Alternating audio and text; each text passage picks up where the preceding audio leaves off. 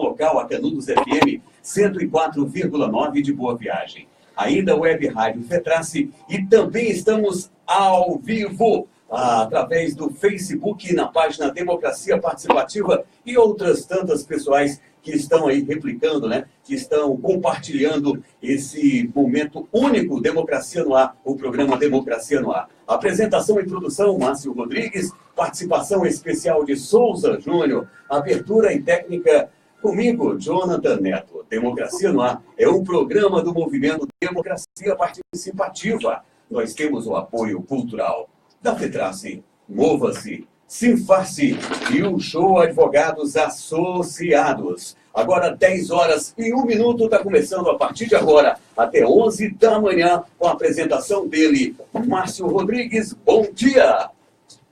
Bom dia, amigos ouvintes. Muito obrigado, Jonathan Neto. Estamos começando, obrigado pela audiência, amigos ouvintes. Estamos começando mais uma edição do programa Democracia no Ar, um espaço dos movimentos sociais do Ceará. Temos o apoio cultural da Fetrace, do Mova-se, do Sinfarce e do Show Advogados Associados, do escritório do Show Advogados Associados. Além da atitude popular, estamos entrando no ar em rede com as emissoras Web Rádio Fetrace e Liberdade AM de Boa Viagem. E daqui a pouco, né, logo na sequência, na Canudos FM de Boa Viagem, você também vai poder ouvir esse mesmo programa. Não entra em rede porque é uma rádio comunitária, tá bom, Jonathan Neto? Esse é um espaço para dar vez e voz aos esquecidos e criminalizados pelos meios de comunicação tradicionais. Aqui no Democracia no Ar, os sindicatos e as organizações em defesa do meio ambiente, os movimentos por direitos humanos e os defensores dos direitos difusos serão ouvidos e poderão se manifestar de maneira livre e independente. Ouvir representantes de minorias e ampliar a voz de quem não possuía um canal de comunicação entra no ar agora. Na edição de hoje teremos a presença de José Acrísio de Sena. Eleito para o primeiro mandato em 2008, o vereador Acrísio Sena foi fundador em 1983 e ex-presidente em 1981 da Central Única dos Trabalhadores no Ceará.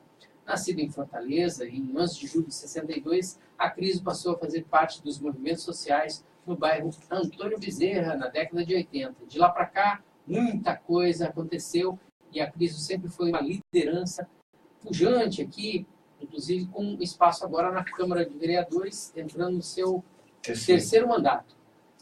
Ele foi presidente da Câmara Municipal de Fortaleza em 2011 e 2012, durante o final da gestão da Luiziane Lins, à frente da Prefeitura Municipal de Fortaleza. Acrísio vem ao programa Democracia no Ar de hoje para um bate-papo sobre a relação, ou não, né, do poder público municipal com os movimentos sociais da cidade. Bom dia, Acrísio. Bom dia, Márcio Rodrigues. Eu queria também iniciar parabenizando o programa Democracia no Ar, o Jonathan está aqui, o meu amigo Souza Júnior e todos os ouvintes aí, além dos patrocinadores, são também parceiros aqui de longas caminhadas também dos movimentos sociais. Eu estava vendo aqui a Fetrace, o Mova-se, o Antônio Chuva, um baluarte, né? O Júnior também, nós fomos bancários juntos na década de 80. Estamos aqui na bancada também com o José de Souza Júnior, publicitário, um homem das artes aí, né? E bom dia para todos. E é um grande prazer recebê-lo aqui, Acrísio, justamente num dia tão emblemático como este, em que o Partido dos Trabalhadores comemora sua fundação há 37 anos. Então, ter aqui o vereador mais votado do PT de Fortaleza é realmente um prazer enorme a gente conversar. Acrísio, você se caracterizou... Amigo ouvinte, aqui no Democracia no Ar, é bom a gente dar esse recado, Acrísio, antes de começarmos o bate-papo. Aqui no programa Democracia no Ar, o programa dos movimentos sociais do Ceará, você pode participar. Estamos começando o programa e gostaríamos de convidá-lo a enviar sua crítica, sugestão, opinião, enfim, sua participação. Anote aí o telefone no qual você pode enviar uma mensagem por WhatsApp. O código de área é o O número é 98206-3106. Vou repetir. 85 é o código de área. O telefone é o 98206-3106. Participe, que a democracia é para todos. Acrisio Sena, muito obrigado pela sua presença. Eu gostaria de convidá-lo a participar, não sem antes a gente ler algumas notícias aqui. O Brasília está efervescendo, né? E, infelizmente, quem está mandando nesse país... Parou algum momento lá de efervescer ali, é uma panela de pressão permanente. Total. Mas ontem aconteceu um protesto, um grupo de manifestantes se reuniu na noite de ontem na Praça dos Três Poderes, em Brasília, em um ato apartidário para protestar contra a nomeação do político e jurista Alexandre de Moraes para o cargo de ministro do Supremo Tribunal Federal. Alexandre de Moraes, o homem que tacou fogo em mais de 120 favelas em São Paulo e agora foi indicado pelo MT. MT é a sigla dele nas delações premiadas da Odebrecht. O Michel Temer, presidente. MT, ele foi indicado por MT, Michel Temer, na última segunda-feira, dia 6, para suprir a vacância deixada pelo ministro Teori Zavascki, que morreu no mês passado em um acidente aéreo, né? Caso a nomeação seja aprovada pelo Senado, Moraes será o revisor dos processos da Operação Lava Jato. Agora você entendeu porque ele foi indicado, né? Com certeza, não tem dúvida, até porque eu creio que a gente já vem há um bom tempo trazendo esse debate de que o judiciário tem politizado muito as suas ações, setores, não podemos dizer o poder como um todo, mas setores têm. Nós temos assim, setores relevantes, né? Setores relevantes. E quem acho a indicação do Alexandre de Moraes, a indicação é evidentemente política, né? Política, ele não tem nenhuma relevância do ponto de vista do saber jurídico, não tem, assim, embora sendo constitucionalista, já tenha, mas não tem, assim, um nome, uma expertise ou um nome que justifique, a não ser uma indicação política do próprio MT, como você mesmo disse, do próprio Michel Temer, visando a estancar, principalmente, os avanços da Operação Lava Jato. E aí, nessa questão toda, o grande penalizado, o grande martirizado e alvo mesmo de um massacre todo, ficou somente o Partido dos Trabalhadores. Os demais partidos que aparecem, são citados, estão sendo jogados para debaixo do tapete, com a missão de colocar o Alexandre de Moraes, uma operação mesmo, a abafa mesmo da Lava Jato, e é a conclusão, podemos dizer, do processo de impeachment da presidenta Dilma. Ficou mais claro da farsa que foi montada com a saída da Dilma, que não tem ninguém que justifique qual foi, de fato, os argumentos, a não ser de natureza políticas e golpistas, a retirada da Dilma, e agora ficando cada vez mais claro. Eu fico um pouco preocupado, porque os poderes, a autonomia do poder judiciário, de certa forma, com essa indicação, abala bastante e compromete muito a imagem do próprio Poder Judiciário via Supremo Tribunal Federal, que é a Suprema Corte do país. E mais ainda, dos 13 que estão sendo selecionados para fazer a sabatina, 10 estão sendo citados na Operação Lava Jato, nominados, identificados com algum tipo de problema.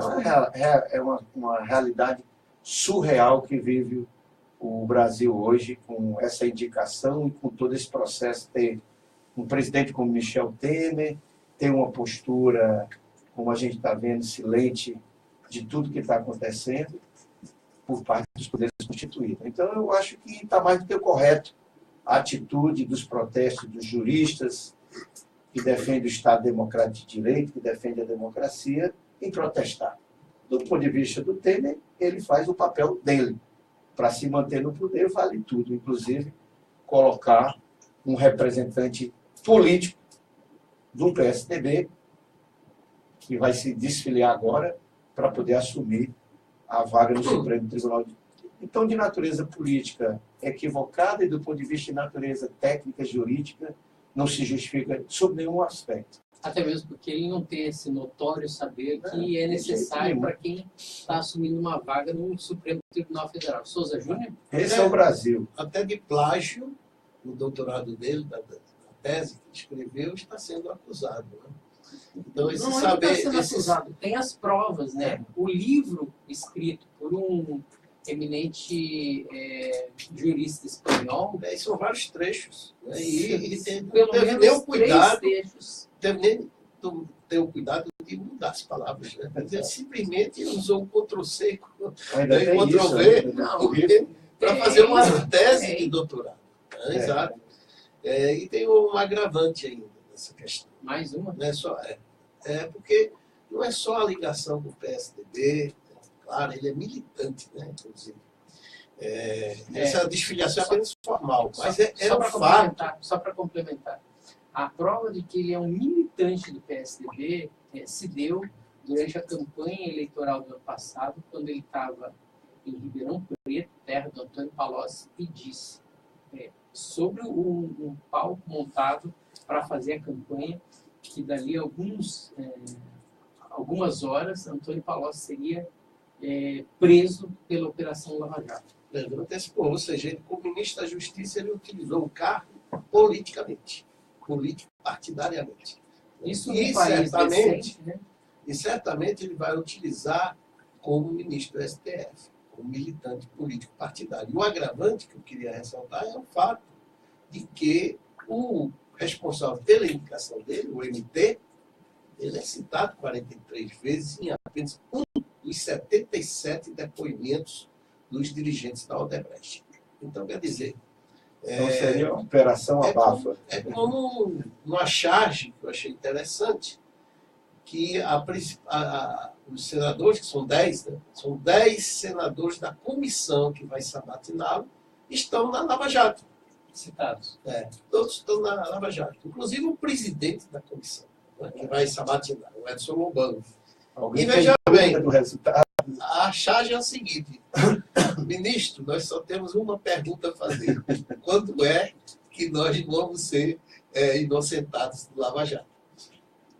Aí eu acho que essa charge diz tudo.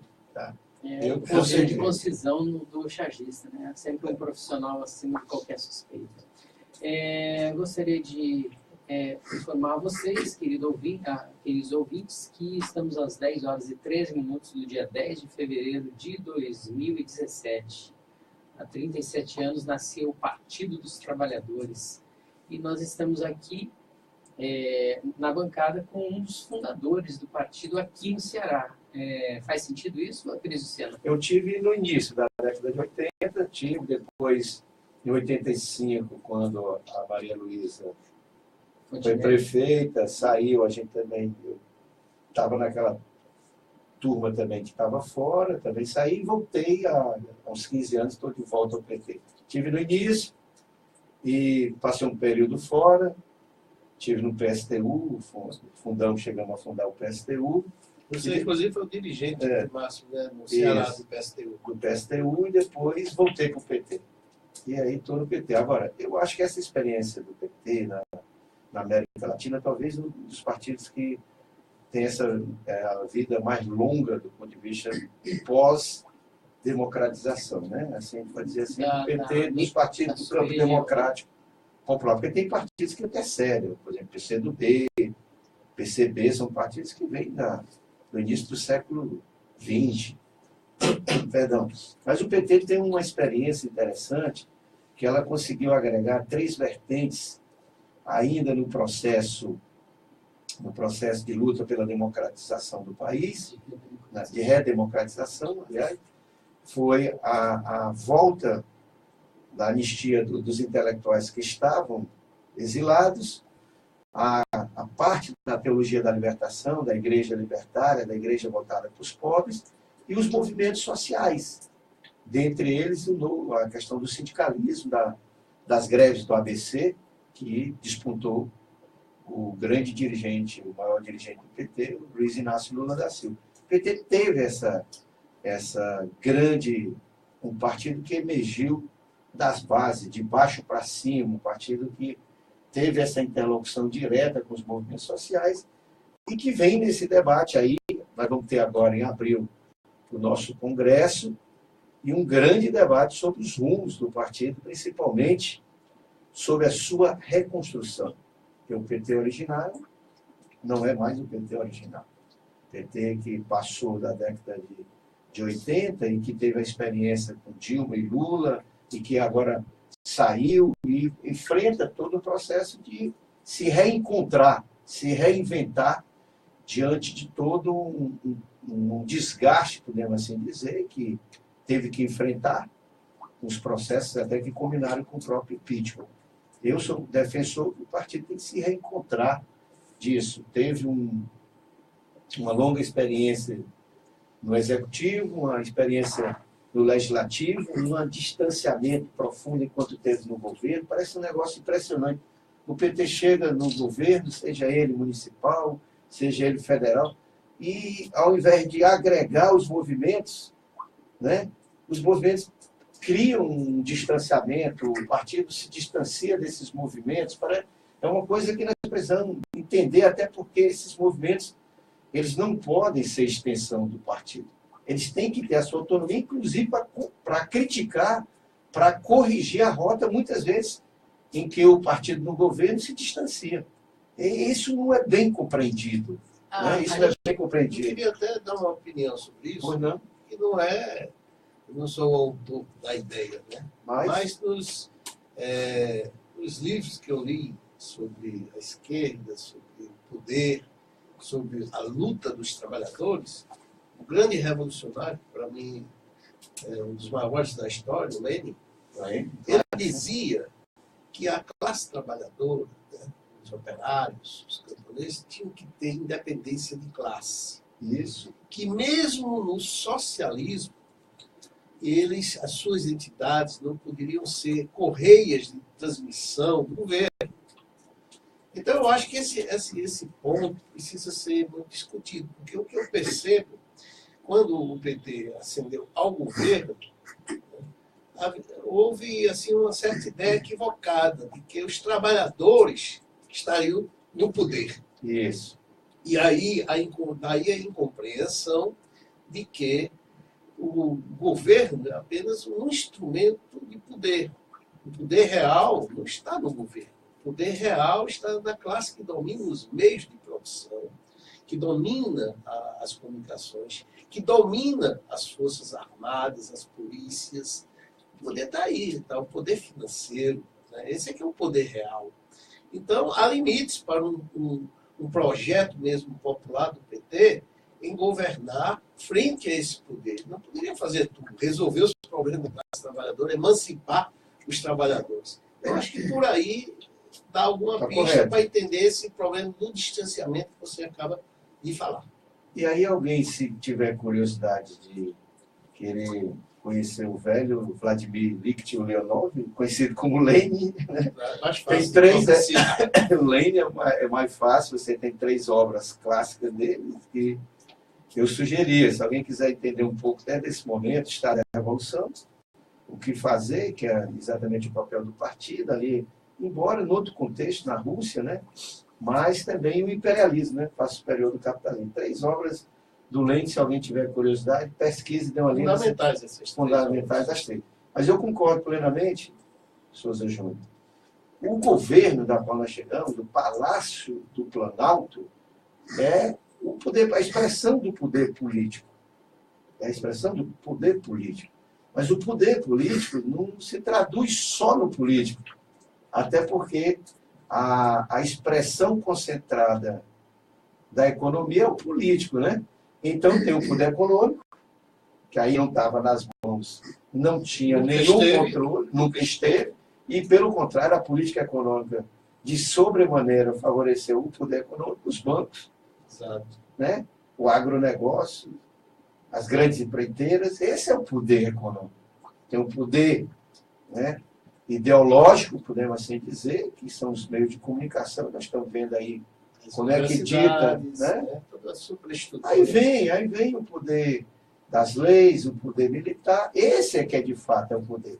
E aí não consegue, em história nenhuma no mundo se conseguiu chegar ao poder sem rupturas. Aí não houve uma ruptura, houve uma coalizão em que agora não dá para negar que nós tivemos avanços nas políticas, né? Sair do mapa da fome não é algo pequeno, investimento na recuperação do poder de compra do salário mínimo, as políticas públicas, as políticas aí que foram feitas com Minha Casa Minha Vida, tem muitas conquistas aí que nós estamos presenciando paulatinamente um retrocesso, a desconstrução a desconstrução delas. É verdadeiro. Aí, não só das políticas de distribuição de rendas, avanços sociais, no campo da educação também, proporcionado pelo governo Lula e Dilma, mas também de conquistas anteriores, históricas, que vem desde a era Vargas. Quer dizer, essa desconstrução é realmente uma coisa para modificar totalmente a estrutura, né, social e econômica do nosso país. E guardar as proporções e o seu momento de história e a sua análise, se alguém quiser enveredar um pouco para debater as teses da social-democracia, entende um pouco da concepção do que nós estamos discutindo entre relação governo e poder. Em várias experiências na Europa aconteceram o que aconteceu aqui conosco, de partidos, inclusive muito mais extremados ou muito mais radicalizados do que nós aqui, chegar ao governo e presenciar as mesmas coisas que nós presenciamos. Porque não é governo e poder não são sinônimos, aliás, não são a mesma coisa, podemos dizer. Então, é a experiência que você pode chegar ao governo e o poder permanecer do jeitinho que está. Aí o grande equívoco. Aí o grande equívoco, que eu acho, e aí o partido tem que ter coragem de fazer autocrítica, de dizer que as reformas que eram necessárias, a agrária, a tributária, a política, a democratização da comunicação, elas não foram levadas a cabo, que seria o primeiro passo para poder avançar na definitiva democratização do país. Pelo contrário, não foram levadas. E nós nem termos conseguido. Mas não se justifica o PT não ter encampado durante esses 12 anos que teve à frente do governo, 12, 13 anos que teve à frente do governo, não tem que aprofundar essas reformas.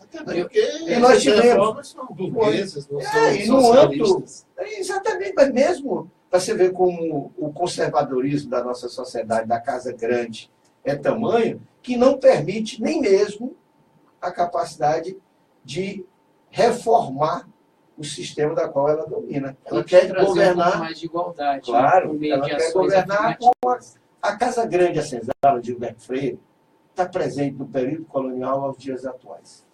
Leia, quem quiser pode ver. Para a gente poder discutir a respeito do Aquiles Sena como um interlocutor dos movimentos sociais, eu gostaria de fazer a leitura aqui de uma manifestação. Polêmicas, viu? Não tem problema aqui, não. E convidando também os ouvintes também a podem polemizar no Facebook, fazer seus comentários, provocar perguntas. Isso. Manifestantes são reprimidos em protestos contra a privatização da água e do esgoto no Rio de Janeiro. Mais um protesto terminou ontem com forte repressão no centro do Rio de Janeiro. Cerca de 10 mil trabalhadores, entre eles 1.000 servidores públicos e funcionários da Companhia Estadual de Água e Esgoto, SEDAI, protestaram contra a privatização da empresa de saneamento. A votação do projeto, que propunha a venda da SEDAI, entrou noite adentro e já foi aprovado em primeira votação lá na Assembleia Legislativa do Rio de Janeiro. Está destroçado. Eu tive agora, mês passado, tive a oportunidade de passar 10 dias no Rio de Janeiro, está completamente destroçado do ponto de vista das políticas públicas, o Rio de Janeiro, do governo. Está uma confusão. Um ambiente de guerra civil, né? Um negócio muito difícil. A coisa boa é o espírito do carioca aí em receber as pessoas. Né? Coisa positiva, aquele clima já de pré-carnaval, também a cidade já vive um clima, mas do ponto de vista, quando se observa da gestão, das questões das políticas públicas, está sofrível. São 12 anos de PMDB, né? A gente tem uma ideia de como a coisa funciona.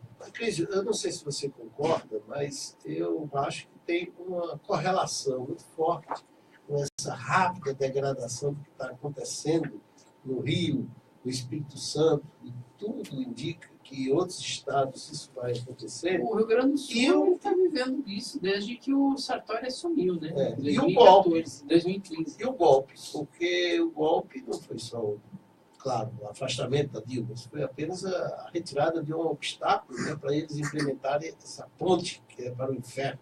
Né? E é justamente nos estados governados pelos golpistas, né, como Rio Grande do Sul, Rio de Janeiro, Espírito Santo, que essa degradação está acontecendo e isso de uma forma acelerada. Mas Quer justiça dizer, seja feita, tem- Souza Júnior, por favor. O Rio Grande do Sul ele era governado pelo PT até dezembro de 2014. Né?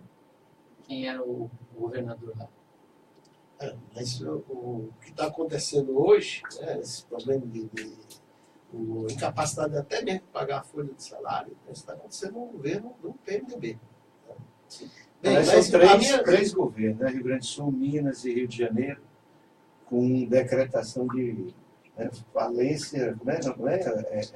Emergente, aquele decreto que eles botam financeiro, né? Ou seja, falência financeira, né? Mas, Pois é, então o que eu E estou percebendo... detalhe, o Paraná não está assim, porque o Beto Richa meteu a mão em 8 bilhões de reais que pertenciam, né? Agora já foram gastos, aos trabalhadores e funcionários públicos do estado do Paraná. Ou seja, a reserva que era para pagar a aposentadoria dos velhinhos lá do estado, Quer dizer, comprometer o futuro de todos os completamente. Né? servidores. Por isso que não está quebrado ainda, mas a tendência é que se quebre. Pois Paraná, é, e com essas medidas que o governo golpista Temer pretende adotar, a situação tende a piorar rapidamente. Não é uma coisa do futuro, não. É já. Eu vi uma palestra, uma intervenção do João Pedro Stedman, no encontro aqui nacional da coordenação do MST, onde ele afirma que, implementada a reforma da Previdência, 400 municípios, pelo menos, não terão que fechar as portas, não terão como funcionar. Quer dizer, é uma situação de deterioração, vexatória. entende? E a gente pergunta para onde é que vai esse nosso país.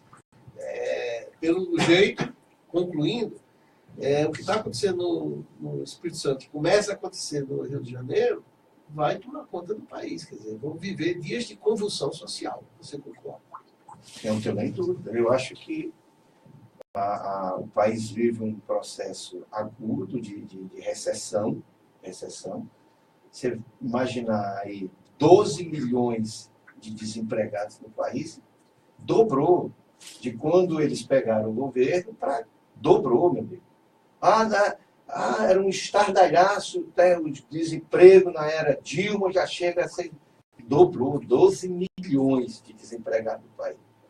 Queda na produção, queda no consumo, não há retomada, crédito nem perspectiva. restritivo e a taxa de juros explodindo, né, para poder tudo girar essa grande... do rentismo.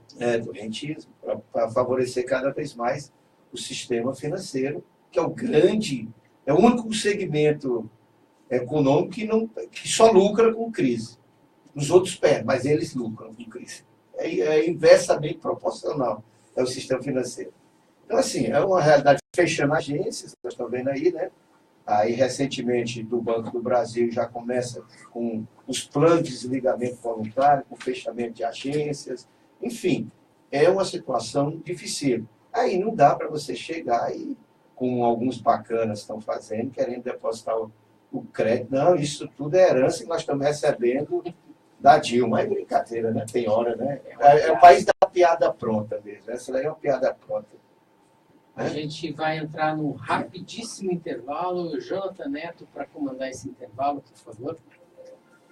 10 horas 30 minutos. Bom dia, para agradecer a sua sintonia, a sua audiência e dizer que nós estamos ouvindo o programa Democracia no Ar através, né, das rádios retransmissoras, como é o caso da Atitude Popular e outras rádios que estão aí em cadeia com a gente. E bem como você está curtindo ao vivo, vídeo e imagem através do Facebook.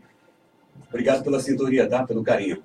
Para dizer também que nós temos o apoio cultural da FETRACE, Mova-se, Sinface e o Show Advogados Associados. Agora sim, vamos para a segunda parte do programa Democracia no Ar. Com você, Márcio. Acrisio, você como uma das expressões maiores do Partido dos Trabalhadores aqui, reeleito pela segunda vez, né? Terceiro, foi o terceiro mandato. Terceiro mandato. Então, você foi eleito e reeleito 2 vezes. 2 vezes, isso. Tá. Então, eu queria que você nos dissesse, até mesmo porque ao longo desse segundo mandato seu, ou seja, o mandato anterior, você partiu ali para ser o interlocutor dos movimentos sociais dentro do governo do estado do Ceará. E aí você saiu para candidatura, não houve o convite para você votar. Como que você acha que desempenhou esse papel aí de ser o interlocutor dos movimentos sociais dentro do governo do estado? E assim, existem determinados setores dos movimentos sociais que estão muito contrariados, né, com a atuação do governo do estado do Ceará. Somente os setores públicos têm feito uma movimentação muito forte com relação aos reajustes. Ontem a gente teve um protesto bastante significativo dentro da Assembleia Legislativa, porque o governador do estado do Ceará, o último aumento, ou melhor, o último reajuste dado com o poder de recomposição do salário foi em janeiro de 2015. Nós estamos em fevereiro de 2017, já vão quase 25 meses, né? E aí, a gente gostaria de saber o que se passa na cabeça do governo do estado, e essa é a razão de você não ter retomado, por exemplo, essa ação de interlocutor. Assim, o estado do Ceará está dentro do contexto nacional. Não tem nenhum estado da federação.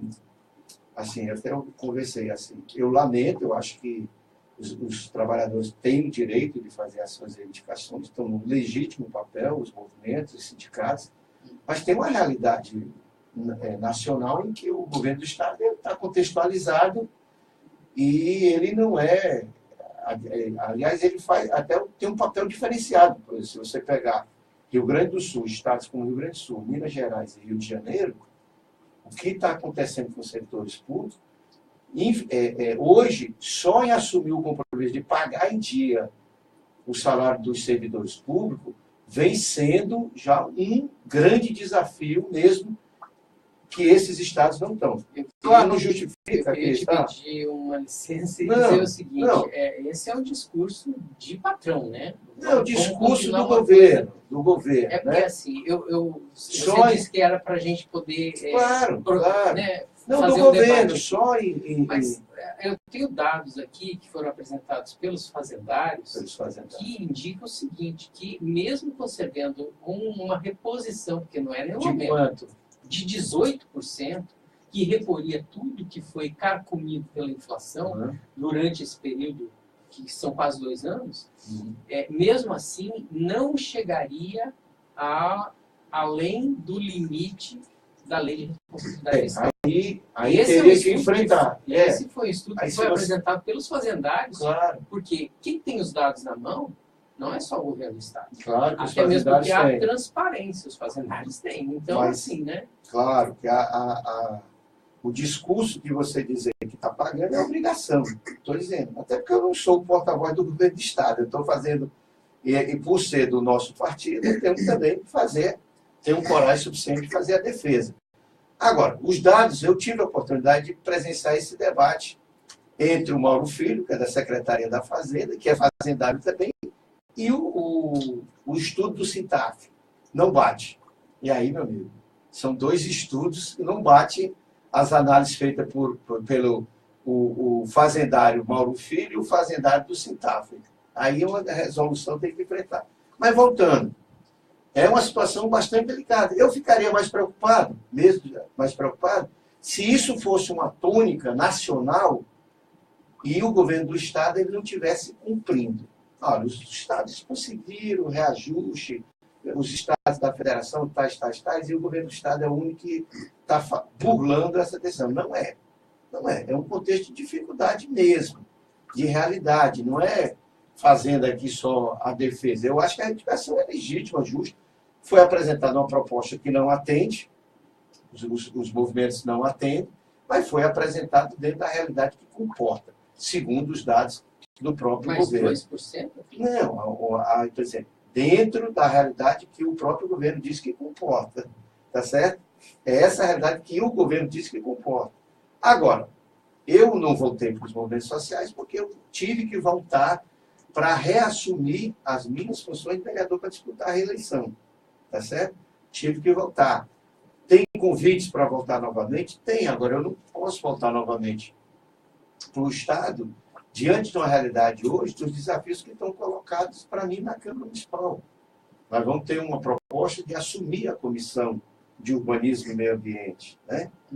Tem todo um trabalho de pautas que nós estamos já suscitando essas pautas agora, que são importantes que a gente possa trazer esse debate. Eu listei, só para vocês terem ideia, está lá tramitando a Lei de Uso e Ocupação do Solo, muito importante, que eu acompanhei o ano passado. Está lá tramitando o Código de Obras e Posturas. São duas leis que são a espinha dorsal do plano diretor da cidade, que recai sobre esse trabalho da Comissão de Urbanismo e Meio Ambiente. O foco será nessa comissão, né? Tem um debate que eu também sustentei lá, esse debate sobre a regulamentação das antenas de telefonia, TV a cabo e internet. Está lá, outro debate. Dependendo da posição, é muito prejudicial à saúde, né? Tem um debate aí forte. Eu, particularmente, estou sustentando a tese que, conforme a lei federal, existem os pontos críticos, que a lei federal diz. Existem pontos críticos, tipo creches, postos de saúde, idosos, espaço de idosos, que a lei tem que obedecer, as antenas têm que obedecer uma certa distância, eles colocam lá 50 metros. Mas, estudando o assunto, nós vamos ver que o problema não é só a antena. Nós temos que ter o laudo radiométrico, porque não é só a antena lá. A torre é uma coisa e a antena é outra. Você pode ter naquela torre, aquela grade de ferro lá, aquela estrutura metálica, várias antenas. E as antenas, elas emitem radiação. E elas amplificam. Elas emitem radiação. Então, já dentro desse debate, os laudos radiométricos dentro dessa certa distância. Tem um outro debate da cidade limpa, da poluição visual da cidade. Então, tem uma pauta muito interessante, tem uma proposta minha da revisão da lei orgânica e temas que... Eu queria, inclusive, falar sobre Pois isso. e temas, estou abrindo aqui o leque, temas, como nós vamos abrir o debate, vocês aqui, por exemplo, aqui em primeira mão. Hoje, os cemitérios públicos de Fortaleza chegaram à exaustão. Imagina, nós temos que sair, eu abro esse debate pedindo uma audiência pública para que a gente discuta a superlotação e as alternativas diante a exaustão dos cemitérios públicos de Fortaleza. Não tem mais onde enterrar. Já imaginou isso? Quer dizer, se a pessoa não tiver o seu jazigo particular, não tem. Chegou na exaustão. Eu entrei ontem, está aqui em primeira mão para vocês, não passei isso ninguém da imprensa. Ontem eu entrei, requer realização de audiência pública para discutir a situação da falta de espaço e as alternativas à superlotação nos cemitérios públicos municipais de Fortaleza. Esse é um debate, para vocês terem ideia, eu fui pesquisar, uma das propostas já vinha esse debate em 1989. O primeiro projeto propondo um crematório público data... Olha aqui, eu vou mostrar aqui para vocês como é interessante. Esse debate aqui é um outro assunto.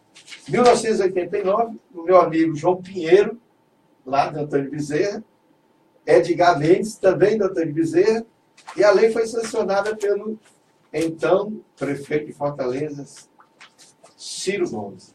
89, está aqui, eu fui pegar a lei, ó, institui a prática de crematório público.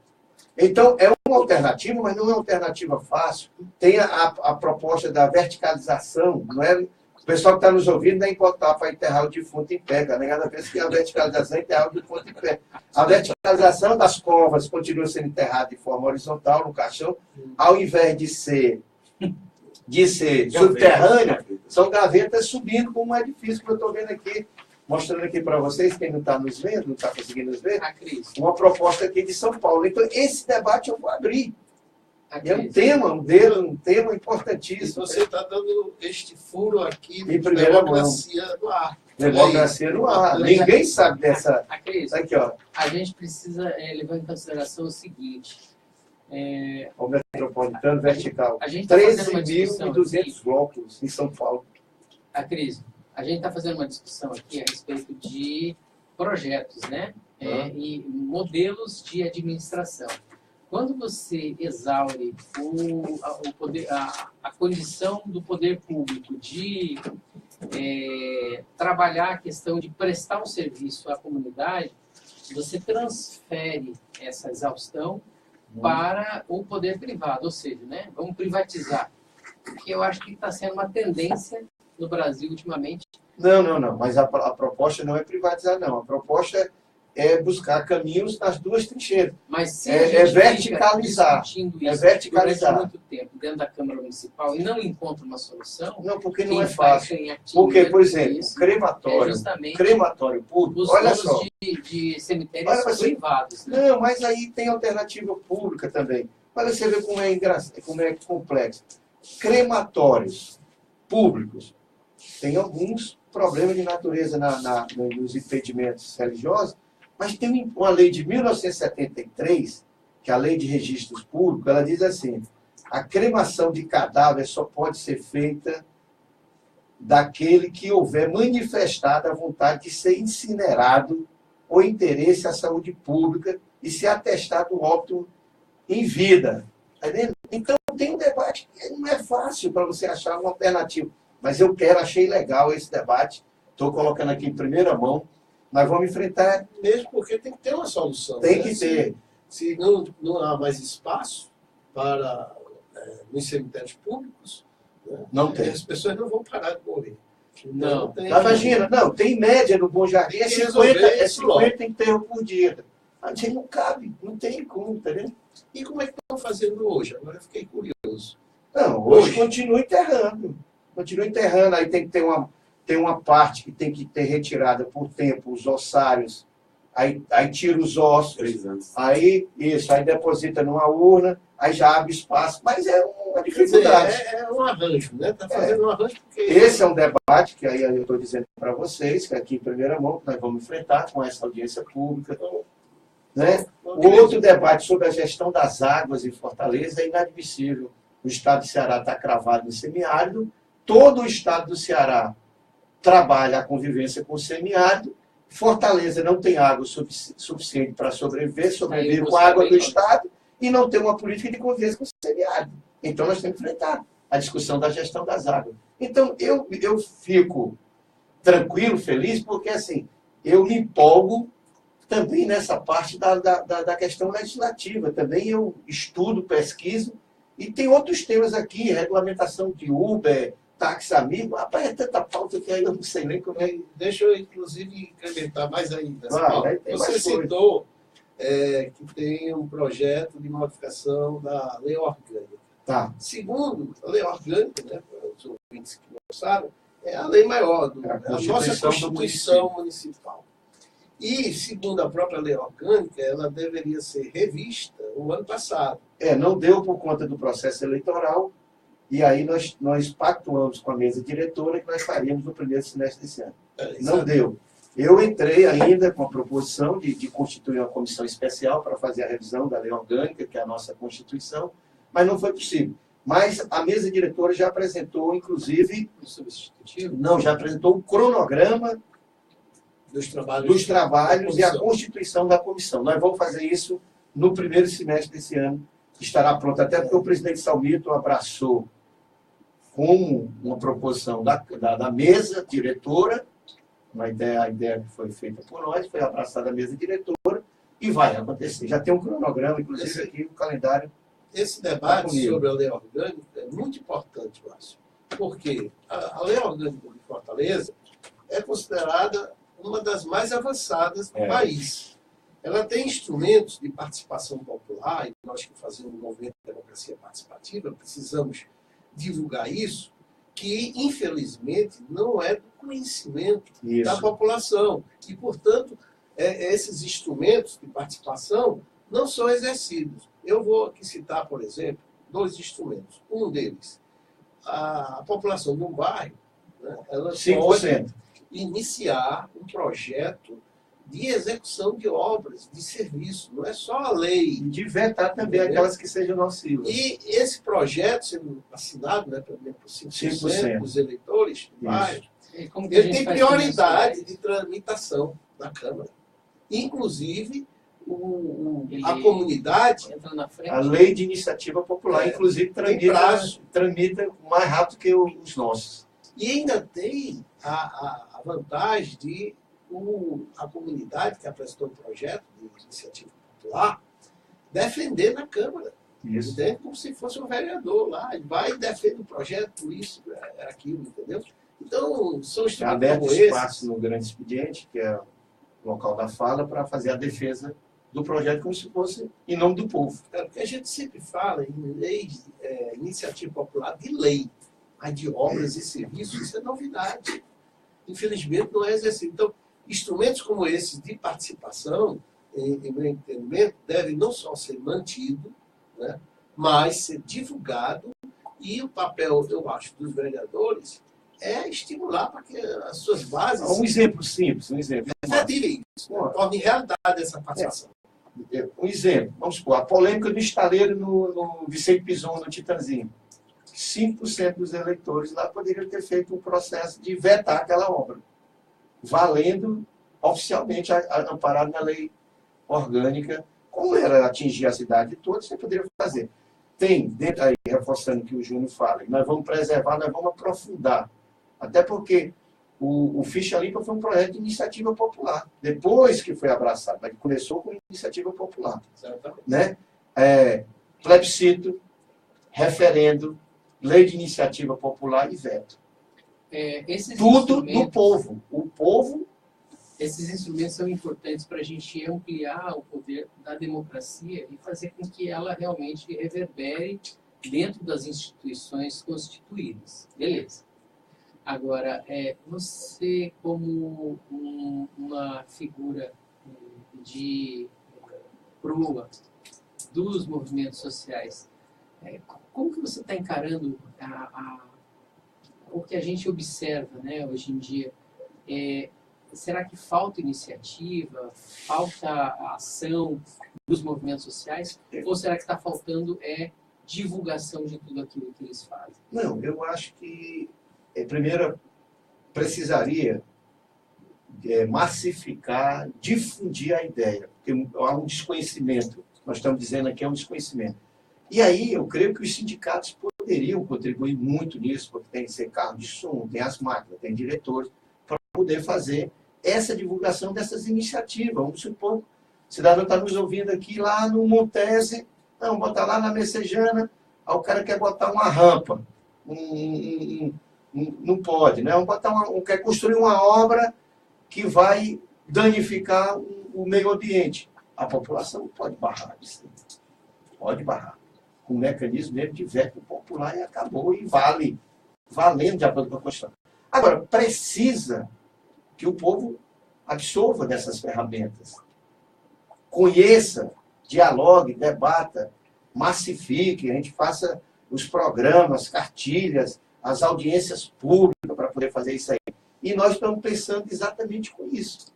Fazer desse debate da lei... Como gerar esses instrumentos? Gerar e esses fazer instrumentos. com que eles É um realmente processo sejam educativo do povo, né? Processo de educação política. Isso é uma educação política. Isso Que tem um efeito fantástico E as entidades para a têm democracia e para a cidade. E as entidades, né, que têm ligação direta com o povo têm um papel importante nisso. E eu já estou aqui sugerindo, Márcio, para a gente convidar a Federação de Bairros e Favelas e outras organizações populares A Tem CUT, esse a trabalho, CTB, a Centrais, né? para debater isso aí, essas leis, a participação popular, e estimular as comunidades, as associações de moradores, né, os grupos organizados que existem nos bairros, a exercer a sua cidadania de forma plena. E isso é muito importante, eu acho que tem um caráter também educativo, Porque muitos vereadores, eu sei que não é o seu caso, lógico, eu conheço a sua trajetória, seu compromisso com o movimento popular, mas tem muitos vereadores que eles se utilizam das obras da prefeitura para dizer que são obras suas. Entende? Não, aqui... Não, A faixa, a famosa faixa. Ainda bota a faixa aqui, né? A comunidade do sei. Agradece o vereador tal que trouxe o asfalto, trouxe um posto de saúde, entendeu? Eu acho que as só pessoas conversarem. Desaparecendo, sabia, João? Eu participei da campanha eleitoral do ano passado. Mas ainda eu acho tem que você muito. está enganado, Cris. Foi o que eu vi. O que eu vi foi exatamente isso. Mas não é, muita apropriação de obras que são carro de som, responsabilidade do poder público, e a são paternidade do obrigação. vereador. Exatamente. O vereador leva a faixa lá para a praça e diz: não, vamos ver com a renovação de 60% se esse dilema persiste. Né? A crise, eu não vou citar por questão de ética aqui, o professor, no curso de MBA que eu estou fazendo, ele disse assim, claramente, olha, quando eu tinha um mandato, era vereador, né? Eu soube que tal canto ia ter tal obra, então eu me antecipei. Cheguei lá, disse que eu vou trazer lá e trouxe pronto, e ganhei os votos de lá. Pronto, ele disse isso em sala de aula, entendeu? Eu não estou dizendo que não tem, eu sei que até no período eleitoral tinha carro de som divulgando que as ruas que foram asfaltadas, tais. Tinha situação que o cara não fechasse a porta, a máquina da solta ele estava dentro de casa. Mas existe muito com essas particularidades. Esse é um perfil muito, aqui para nós, perfil muito do que se chama de vereador de bairro, entendendo? Então, o vereador de bairro sustenta muito nessa tese, aquele que se autoproclama como vereador de bairro sustenta muito um pouco nessas teses. Mas isso... tem muitos vereadores com perfil de votação e cada vez mais amplia, você vai se tornando conhecido. Daí caberia, dentro de uma reforma, né, um distrital misto, né, uma parte de... Eu não sou vereador de bairro, só para vocês terem ideia, eu fui votado em mais de 100 bairros, então não tenho nenhum bairro, e nenhum bairro determinou a minha votação. Nem Antônio Bezerra? Não, o bairro que eu tive mais votos foi no Edson Queiroz, foi 350 votos. Rapaz, tá rico, hein? Onde eu morava até pouco tempo e sou testemunha lá do apoio que você tinha de várias lideranças. É muito amplo, muito fácil. Por isso está mais difícil para você manter esse trabalho. Então, eu tenho que ocupar muitos espaços, fazer a interlocução com o pessoal através de vocês, dos programas, das redes sociais, em que a gente interage bastante. Né? Então, muitos conhecem até, ouviram falar do vereador Acrescendo, e nem assim, bem quanto eu vou conhecendo, porque né, você ter uma quantidade de eleitor, nem sempre o cara votou, porque eu estava uma vez caminhando, o cara disse, não, eu gosto da sua atuação, eu votei em você, aí você fica feliz que só, por conta dessa atuação. Agora, eu tenho levado para a Câmara temas, eu sou um dos vereadores que gosta de debater os rumos da cidade. Né? Na verdade, deveria ser o papel de todo vereador. A gente está entrando não apenas tocar favores. Né? Vocês estão recebendo informativo, já conversei com a Prefeitura, conversei com a Câmara, vou conversar com o governo do Estado, a gente fazer um seminário de 30 anos de implantação do Sistema Único de Saúde do SUS no Brasil. Né? Tu está recebendo, não recebeu? Não. Recebeu, que eu mandei para você, está aqui. Olha aí no zap que eu mandei para você. Ah, tá. Mandei Você na mandou minha quando? lista de destinatários. Mandei aqui. Hoje, foi? Mandei ontem aqui. Ó, jornalista. Está aqui. Tá, que eu tenho tudo, você está na lista. A Cristina propõe a realização de seminário para debater os 30 anos do SUS. É muito importante, principalmente porque o SUS está ameaçado, né? A educação pública. A gente acabou não falando muito a respeito da conjuntura nacional, agora são 10 horas e 54 minutos. Tá na e reta os nossos final, né? ouvintes poderiam ouvir a opinião do vereador Acris Lucena a respeito dessa situação que a gente está vivendo hoje, Acris. Nós tivemos um golpe de Estado no dia 31 de agosto, ele se concretizou, o afastamento da presidenta eleita Dilma Rousseff, sem que houvesse um crime de responsabilidade para justificar esse afastamento. Será que a gente vai conseguir retomar a democracia no Brasil, a crise Sena, em 2018? Será que teremos eleições? Eu vejo com muita preocupação, não só no Brasil, mas na América, podemos dizer, o quadro de conservadorismo que tem avançado. Se você vê em cadeia, você pega Macri, você pega Trump, você na América, né? Eu estou dizendo a América como um todo, é uma situação dificílima. E o Brasil retrocedendo. O pior coisa do mundo é quando você vê conquistas consagradas, o Estado Democrático de Direito sendo vilipendiado. Toda essa realidade é preocupante. E a onda de ódio crescendo. Crescente. Esse é muito preocupante. Mas muito perigoso demais. Rapaz, você vê todo dia o ódio, o racismo, a xenofobia, é um negócio impressionante que quem estudou um pouco sobre a origem do fascismo e do nazismo... No seu caso, né? Você é historiador. Tem um pouco desse... Começaram com esses componentes que achavam naturais e depois virou regra, né? E deu no que deu. Então, a discussão hoje, nossa, é de manter viva a chama da democracia.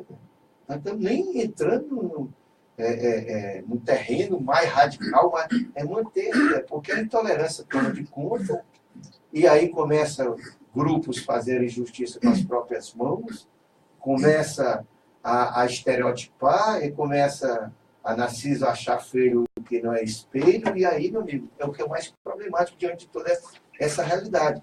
Então, a bandeira com a democracia tinha uma bandeira atualíssima. E tem a ver também com a questão da moral, da ética. Claro. Você vê o que está acontecendo no Espírito Santo. Não é pessoas famintas que estão saqueando lojas, não. Pela Nossa Pessoas Senhora, deu da uma classe verdade da média, vereadora, né? STB, Pela Nossa Senhora. levando o eletrodoméstico. Então, quer dizer, são pessoas de classe média. Só vê pessoas que foram para as ruas Ali, se você quiser protestar contra a corrupção. presenciar, é uma cena medieval. Não tem ordem, não tem cada qual resolve a lei da sua maneira. A lei é a sua. É uma realidade Eu medieval. vi uma cena também parecida de um caminhão que tombou, né? Aí a pessoa filmou tudo, uma moça bem vestida, uma mulher, classe média, sai do carro, um bom carro, né? Com um filho, uma criança de algo de todo 10 anos, 12 anos, para ajudar a saquear o caminhão. Olha, você tem ideia, o grau de degradação tolerância, eu fiz um pronunciamento e disse o seguinte, que a cidade como Fortaleza, ela pode democraticamente conviver com as experiências dos táxis, dos Uber e dos táxis amigos. Não há necessidade para essa radicalidade. Porque eu disse isso, e que se eles querem trabalhar, o Uber, que eles se regulamentem, que eles obedeçam os mesmos direitos e deveres que temos outros sistemas de transporte. Eu fiz essa fala. Um cidadão foi lá na minha página, na fanpage, lá na minha página no Facebook. Mas, rapaz, um ódio. Eu fui preciso bloquear o cara, porque o cara não quis debater. Não quis argumento. Tentando me intimidar. Porque eu fiz uma defesa de que há espaço para todo mundo, não precisa o povo estar se matando, como está acontecendo. Está errado os taxistas agredirem. Exato. Não tem monopólio aqui, não tem monopólio da verdade, não tem monopólio. Por quê? Reserva de mercado, não existe isso, vamos debater. O que é errado? A Uber está fazendo um preço mais barato, porque não paga imposto, porque não tem as mesmas regras, impõe os mesmos deveres para eles. Eles querem direito, então vão ter os mesmos deveres também, Foi feito obrigações. São Paulo, Então, isso não dá. Táxi amigo era uma discussão danada com esse negócio de táxi amigo. Não vão. Você pegar um táxi hoje, lá na Praia de Iracema, pedir para ir para o São Miguel, para o Palmeiras, para o Bom Jardim, eles não querem ir. Então, tem que existir os táxis amigos que fazem o interbairros aí, podemos dizer, as corridas internas. Então, há espaço para poder fazer esse debate. Então, esses temas é o que me motiva ainda a esse mandato parlamentar, né? Eu continuar, por quê? Porque o mandato, graças a essa caminhada, e essa identidade, né? Hoje não estou ligado mais aos movimentos sociais, mas tem uma identidade, uma história, uma caminhada com os movimentos sociais que eu não posso jamais desvincular, tá certo? E todo mundo sabe, olha, o período que eu tive no governo do Estado, todos os movimentos que estiveram lá, em várias ocasiões, eu ajudava até orientando. Eu dizia, olha, esse caminho aqui está errado. O melhor caminho para a gente conseguir é por aqui. A pauta está justa. Então, esse é o caminho que eu faço. Pode perguntar ao Movas, as mesas de negociação, que eu tive lá com a MEP, pergunte o MST, a FETRA-S, o MTST, essa galera toda que teve lá no Abolição, enquanto eu estive, foi tratado dignamente, foi tratado com respeito, e em todas as pautas eu tive na linha de frente caminhando. Então, essa era a contribuição que eu jamais poderia fazer diferente com a minha caminhada. Agora, tem limites, nem tudo foram atendidos, teve problema, mas foram recebidos, dialogados. O diálogo foi uma marca, e eu creio que nós temos que continuar exigindo que essa marca, o governador Camilo não abra mão. Nem diante dos momentos mais difíceis. Gostaria de agradecer a presença do vereador Acrísio Sena no programa Democracia no Ar de hoje, aqui pela Atitude Popular, também pela Web Rádio FETRAS e Liberdade AM de Boa Viagem.